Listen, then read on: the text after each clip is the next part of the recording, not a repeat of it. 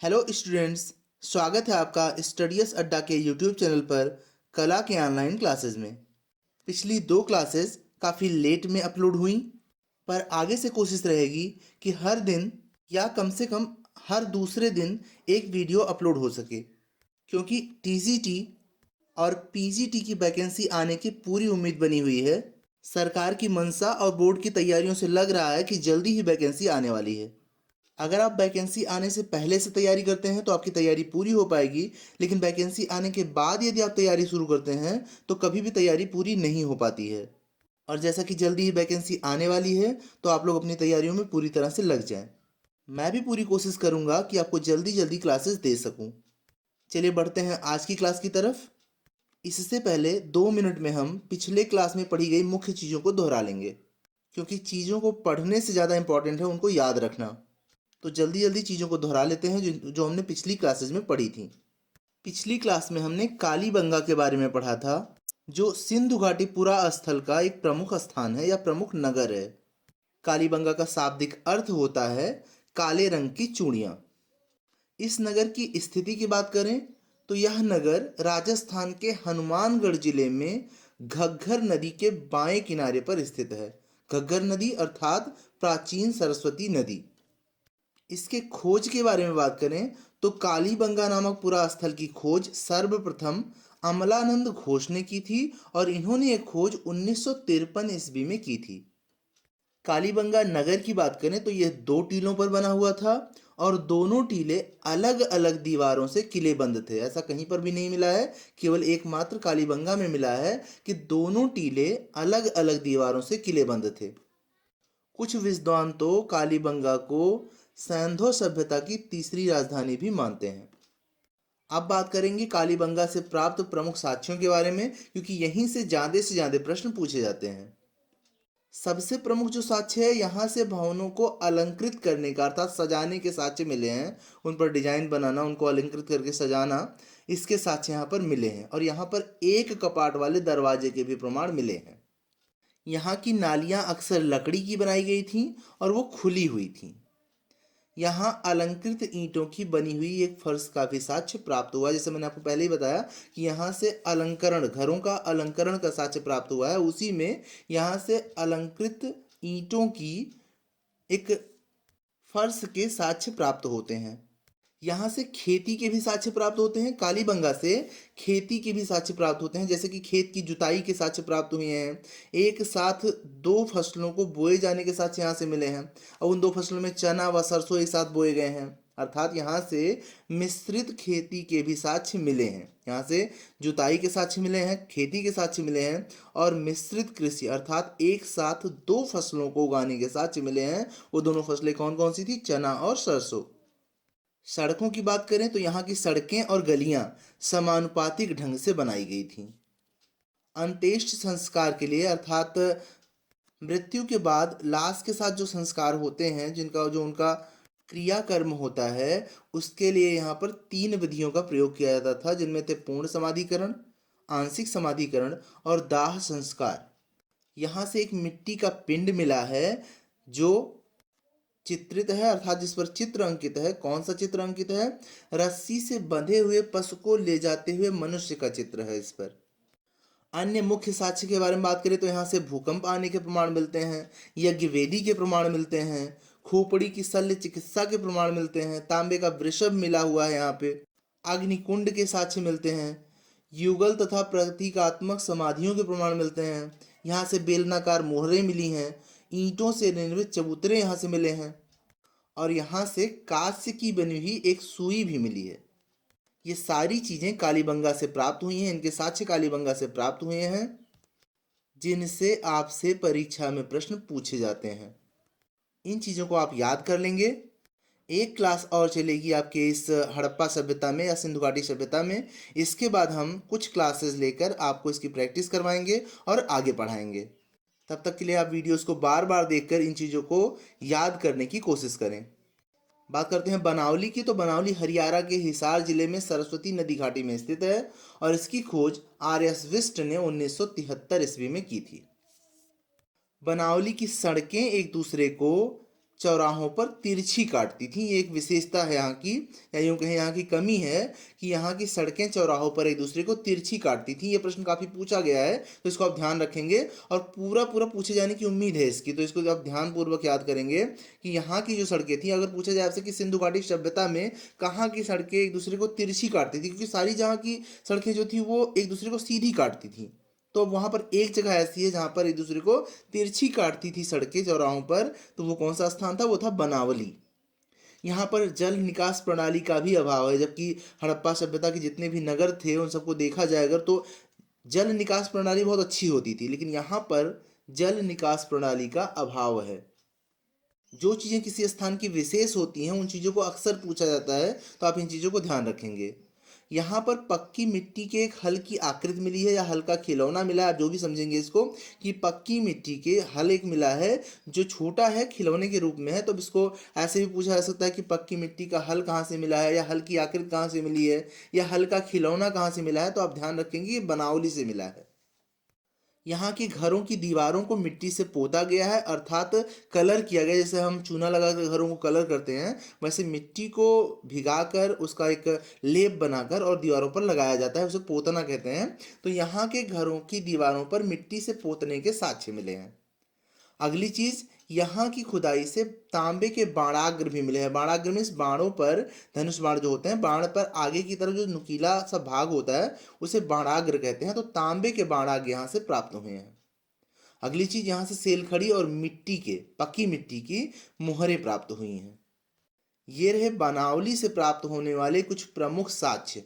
आगे हम पढ़ेंगे कुणाल के बारे में। कुणाल हरियाणा के हिसार जिले में स्थित है।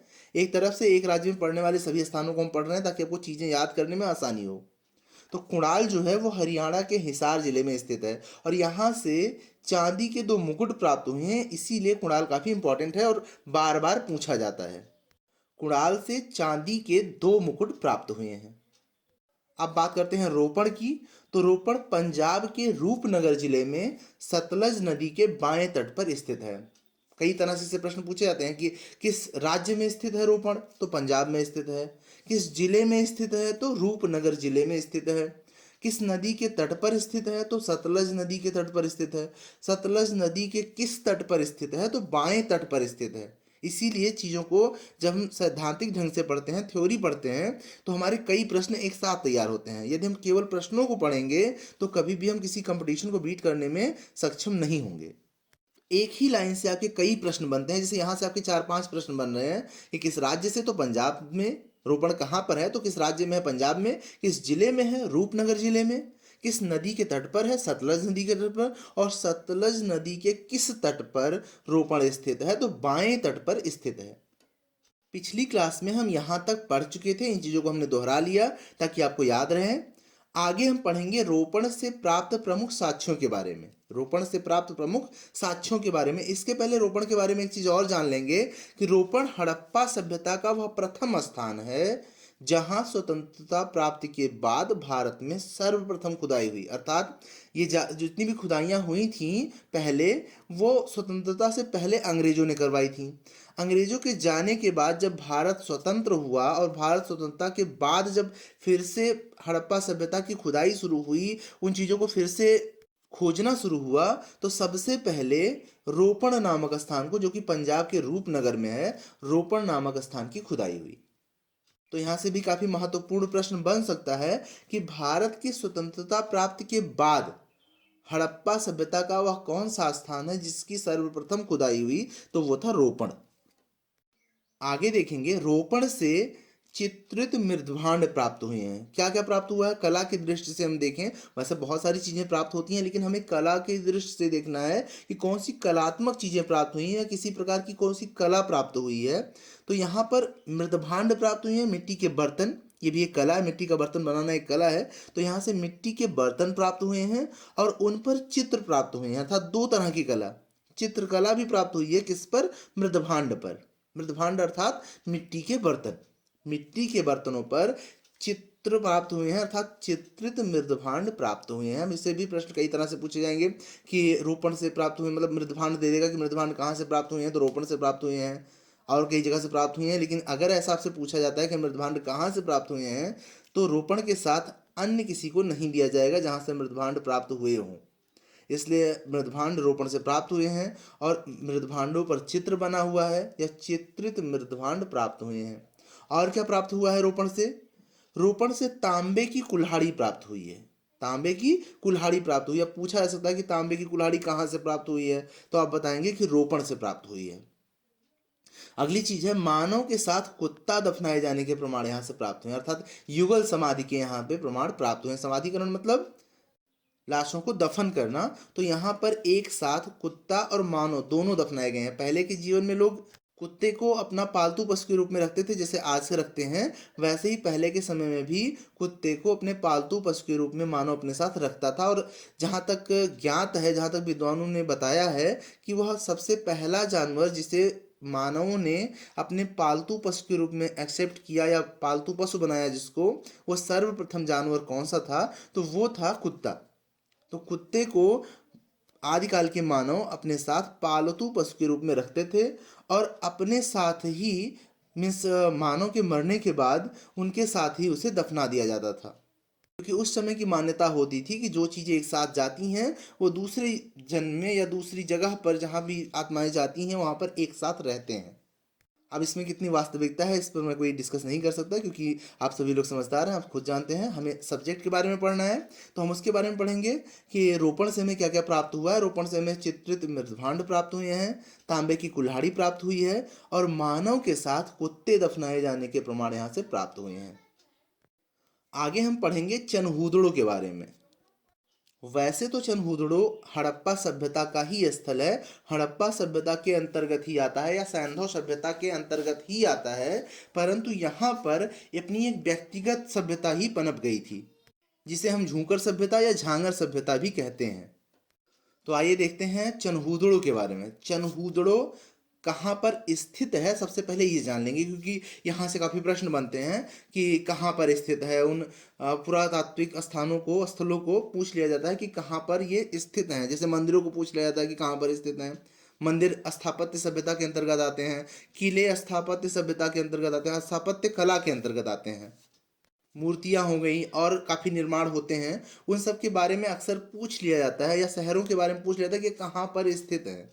तो आप बताएंगे कि चनहूदड़ो पाकिस्तान में स्थित है। अगर देश पूछा जाए तो चनहूदड़ो पाकिस्तान में स्थित है। पाकिस्तान के किस प्रांत में या किस जिले में स्थित है? सिंध जिले में स्थित है। और किस नदी के किनारे स्थित है? तो सिंध नदी के किनारे स्थित है।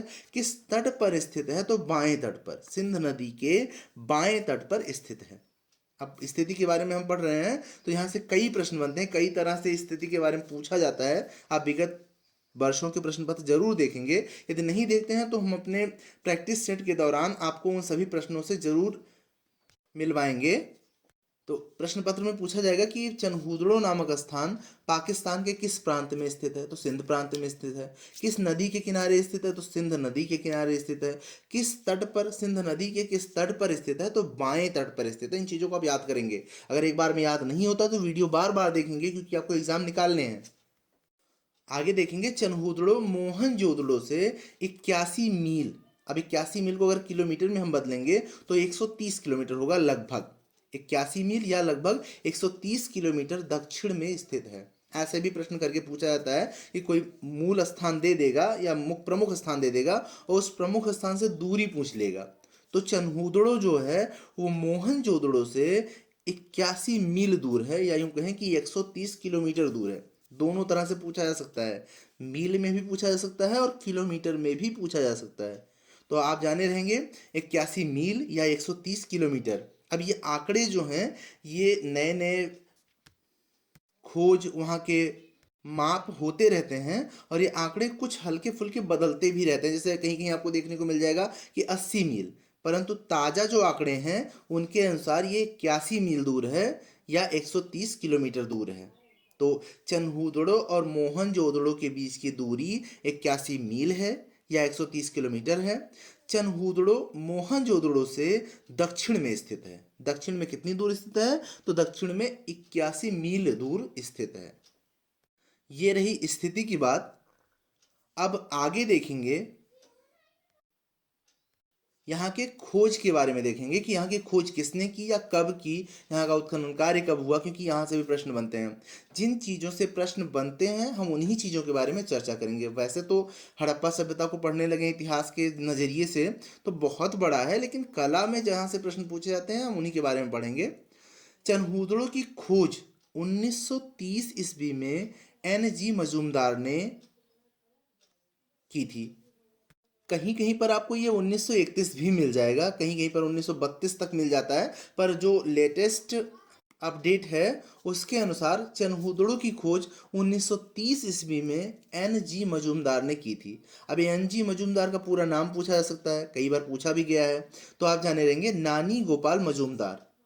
कहीं कहीं पर MG मजूमदार लिखा हुआ मिल जाता है, पर आप इसमें कंफ्यूज नहीं होंगे, उनका नाम था नानी गोपाल मजूमदार अर्थात NG मजूमदार। तो चनहूदड़ों की खोज किसने की थी? NG मजूमदार ने की थी। और कब की थी? तो 1930 ईस्वी में की थी। अगर 1930 ऑप्शन में नहीं मिलता है तो आप 31 लगाएंगे। अब खोज होने के बाद कुछ उत्खनन कार्य हुआ, लेकिन बाद में यहाँ का उत्खनन कार्य दोबारा हुआ मैके के द्वारा। मैके ने इसका उत्खनन कार्य करवाया, और इसका उत्खनन कार्य मैके ने 1935 से लेकर 36 तक करवाया था। स्टार्टिंग अगर पूछा जाए तो 35 में हुई थी, और 35 से लेकर 36 तक उन्होंने करवाया था। तो खोज और उत्खनन कार्य के बारे में कौन कौन से प्रश्न बनते हैं और वह उनके उत्तर क्या होंगे हम एक बार देख लेंगे। चनहूदड़ों की खोज कब हुई? चनहूदड़ों पुरा स्थल, जो कि हड़प्पा सभ्यता का पुरा स्थल है, उसकी खोज 1930 ईस्वी में हुई। चनहूदड़ों की खोज किसने की? तो चनहूदड़ों की खोज NG मजूमदार, जिनका पूरा नाम नानी गोपाल मजूमदार है, उन्होंने की। इसका उत्खनन कार्य वहां पर हुआ। इसके बाद 1935 में भी इसका उत्खनन कार्य हुआ। किसके द्वारा हुआ? मैके के द्वारा हुआ। मैके ने इसका उत्खनन कार्य 1935 ईस्वी में करवाया, जो 1936 तक चला। आगे देखेंगे, यहाँ से किसी भी प्रकार की किलेबंदी के साक्ष्य नहीं मिलते हैं। जैसा कि हड़प्पा सभ्यता के नगरों में देखा जाए तो जो दुर्गीकृत टीला होता था, जो पश्चिमी टीला होता था, वो दुर्गीकृत होता था अक्सर। सारे तो नहीं होते थे, पर अक्सर देखा जाता है कि पश्चिमी टीला दुर्गीकृत होता था। पर यहाँ पर कोई भी टीला दुर्गीकृत नहीं है। कहीं कहीं पर तो ऐसा भी मिला है कि दोनों टीले दुर्गीकृत होते थे, जैसे कि कालीबंगा में मिला है। कालीबंगा में दोनों टीले दुर्गीकृत थे, और दोनों टीले अलग अलग दीवारों से दुर्गीकृत थे। इससे पहले भी ऐसे स्थान मिले हैं जहां पर दोनों टीले दुर्गीकृत थे लेकिन एक दीवार से थे। पर कालीबंगा में देखने को मिलता है कि दोनों टीले अलग अलग दीवारों से दुर्गीकृत थे। पर जहां तक बात है चनहूदड़ों की, चनहूदड़ों में एक भी टीला दुर्गीकृत नहीं है। यहाँ पर किलेबंदी नहीं दिखाई देती, किलेबंदी की कोई भी साक्ष्य यहाँ पर नहीं है। मैंने पहले ही आपको बताया कि यहाँ पर हड़प्पा, हड़प्पा के बाद और हड़प्पा के पहले की सभ्यताओं के अवशेष मिलते हैं। तो यहाँ से हड़प्पा और प्राक हड़प्पा मीन्स हड़प्पा से पहले की सभ्यताओं के या संस्कृतियों के अवशेष यहाँ से मिलते हैं। चनहूदड़ों से हमें हड़प्पा के अवशेष मिलते हैं और हड़प्पा से पहले की संस्कृतियों के अवशेष मिलते हैं। वैसे यहाँ पर व्यक्तिगत रूप से एक नई सभ्यता, या यूँ कहें हड़प्पा सभ्यता के अंतर्गत ही एक सभ्यता पनपी थी, जिसे हम झूंकर सभ्यता कहते हैं, और एक और सभ्यता जिसको हम झांगर सभ्यता कहते हैं। तो यहाँ से झूंकर सभ्यता और झांगर सभ्यता के भी अवशेष मिलते हैं।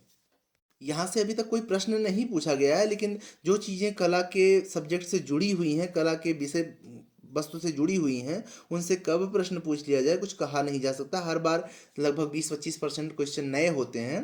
तो आप ध्यान देंगे इनको कि यहाँ से झूंकर सभ्यता और झांगर सभ्यता के भी अवशेष मिलते हैं। अब थोड़ा सा झूंकर सभ्यता के बारे में जान लेंगे। झूंकर सभ्यता के अवशेष के रूप में मजूमदार ने यहाँ से कई मिट्टी की मूर्तियां प्राप्त की थी। अब मिट्टी की मूर्तियां जो है मूर्तिकला हैं, तो इसलिए काफ़ी महत्वपूर्ण है। तो आपको इसको ध्यान के रखेंगे कि झूंकर सभ्यता के अवशेष के रूप में मजूमदार ने यहाँ से कई मिट्टी की मूर्तियां प्राप्त की थी। अर्थात चनहूदड़ों के पास से झूंकर सभ्यता जो थी वहाँ से मिट्टी की मूर्तियां भी प्राप्त हुई हैं। बाद में यहाँ से दूसरी जात के लोग आकर रहने लगे। मीन्स झूंकर सभ्यता के बाद यहाँ पर दूसरी जात के लोग आकर रहने लगे। वो कौन सी जाति के थे? वो झांगर सभ्यता के लोग थे, जिन्हें हम झांगर सभ्यता के बारे में झांगर सभ्यता के रूप में जानते हैं। ये लोग भूरे रंग की मिट्टी के पात्र बनाते थे, जिनके साक्ष्य हमें मिले हैं। भूरे रंग की मिट्टी के पात्र बनाते थे। पक्की मिट्टी की मूर्तियां भी ये निर्माण करते थे। ये लोग जो थे झांगर सभ्यता के लोग, ये पक्की मिट्टी की मूर्तियां बनाते थे। मूर्तियां बनाने के बाद उन्हें आग में पका लेते थे और काफ़ी टिकाऊ या मजबूत कर लेते थे। तो यहाँ से पक्की मिट्टी की मूर्तियां प्राप्त हुई हैं और भूरे रंग के पात्र प्राप्त हुए हैं। प्रश्न कैसे बनेगा, पूछ लिया जाएगा कि चनहूदड़ों से किस रंग की मिट्टी के पात्र प्राप्त हुए हैं, या झांगर सभ्यता के में किस रंग की मिट्टी के पात्र प्राप्त हुए हैं, तो भूरे रंग की मिट्टी के पात्र प्राप्त हुए हैं। या झांगर सभ्यता के बारे में कैसे पता चलता है, तो झांगर सभ्यता से चनहूदड़ों के पास से झांगर सभ्यता के पकी मिट्टी की मूर्तियां प्राप्त हुई हैं और भूरे रंग के पात्रों के साक्ष्य प्राप्त हुए हैं। और इन्हें हम किस सभ्यता के नाम से जानते हैं, झांगर सभ्यता के नाम से जानते हैं। मैंने पहले ही आपको बताया कि सिंधु सभ्यता के अंतर्गत चनहूदड़ों में ही निजी सभ्यता का विकास हो गया था, व्यक्तिगत सभ्यता का भी विकास हो गया था। जो कौन सी सभ्यताएं थी, झूकर सभ्यता या झांगर सभ्यता। ये आते तो हड़प्पा सभ्यता के अंतर्गत ही हैं, सिंधु सभ्यता के अंतर्गत ही हैं, पर सिंधु सभ्यता के अंतर्गत ही ये अलग से एक सभ्यता का विकास हो गया था, या निजी सभ्यता जिसको हम कहेंगे या व्यक्तिगत सभ्यता कहेंगे, उनका विकास हो गया था। जो कौन कौन सी थी, झूकर सभ्यता या झांगर सभ्यता। आगे देखेंगे चनहूदड़ों से प्राप्त प्रमुख साक्ष्य के बारे में, क्योंकि यहाँ से काफ़ी प्रश्न पूछे जाते हैं। उस स्थान के बारे में प्रश्न कम पूछे जाते हैं, उस स्थान से प्राप्त होने वाले साक्ष्यों के बारे में प्रश्न ज़्यादा पूछे जाते हैं, क्योंकि वो काफ़ी कंफ्यूजिंग होते हैं।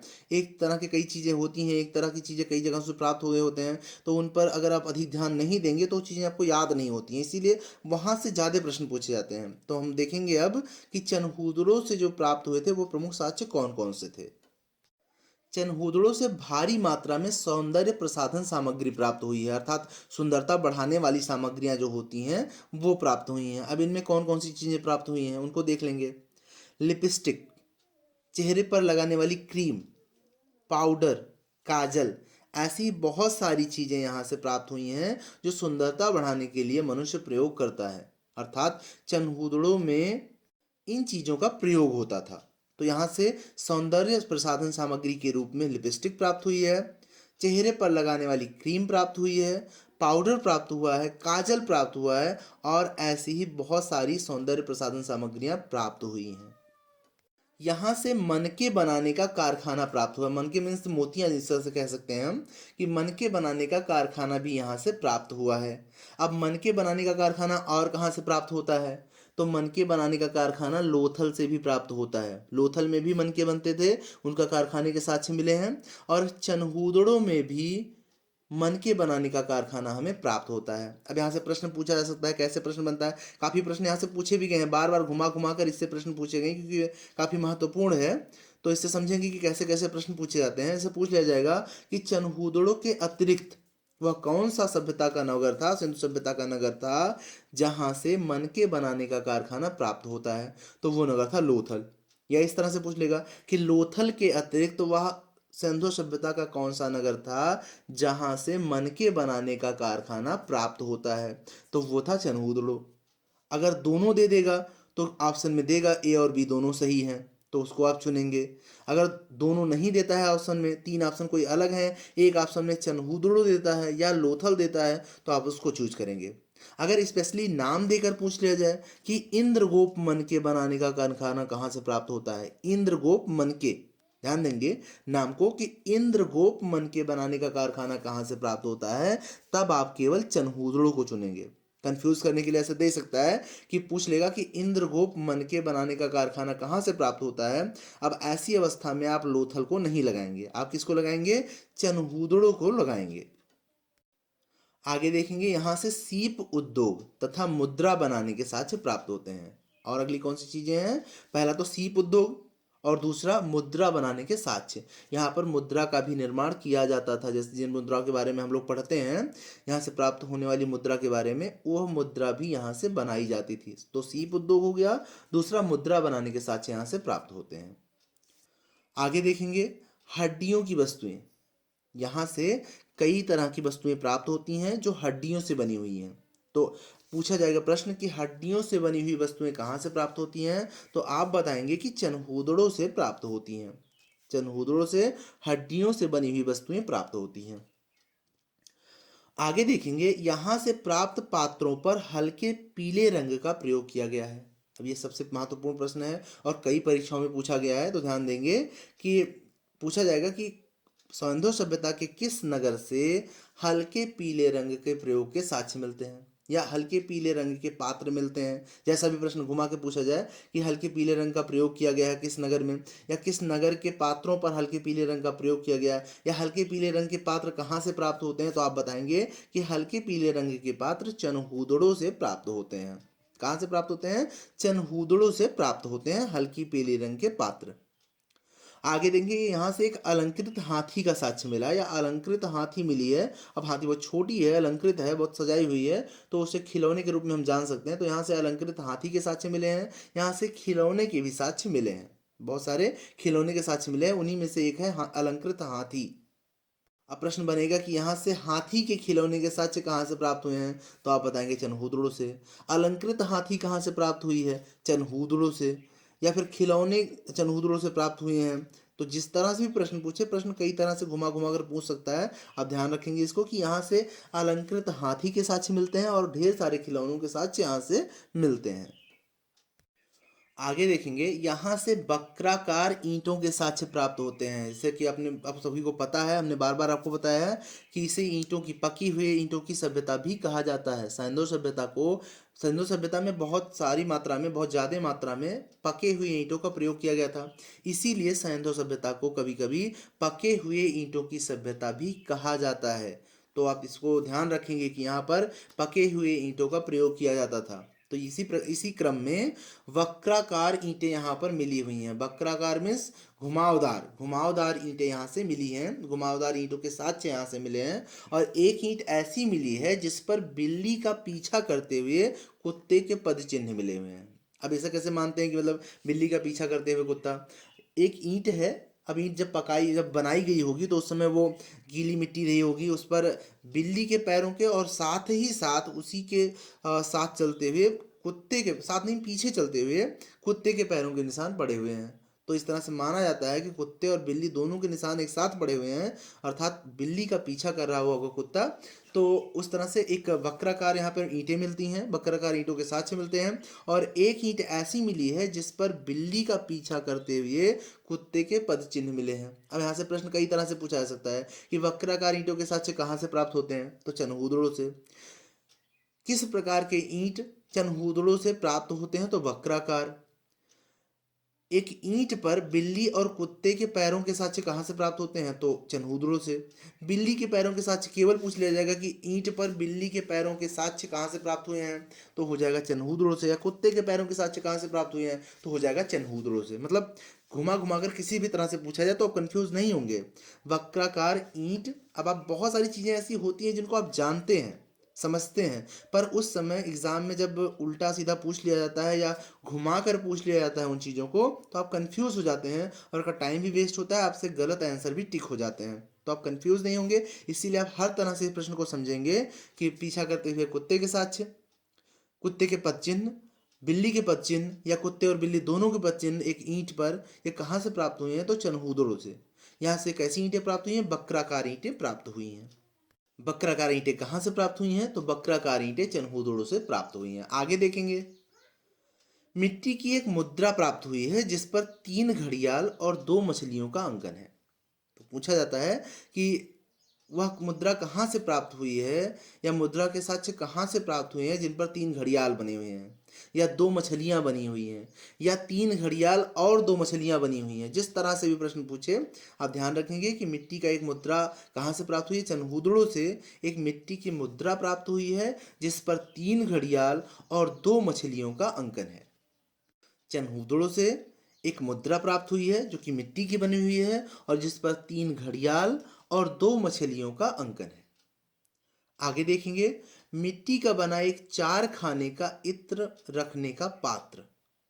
मिट्टी का एक पात्र मिला है जिसमें 4 खाने बने हुए हैं, 4 खाने में 4 पार्ट बने हुए हैं, 4 उसमें सेल बने हुए हैं, या यूं कहें कि 4 चैम्बर बने हुए हैं, जो एक इत्र रखने का पात्र था। अब इत्र रखने का पात्र था, इसके भी साक्ष्य यहाँ से मिले हैं। तो एक 4 खाने वाला इत्र पात्र कहाँ से प्राप्त हुआ है, चनहूदड़ों से प्राप्त हुआ है।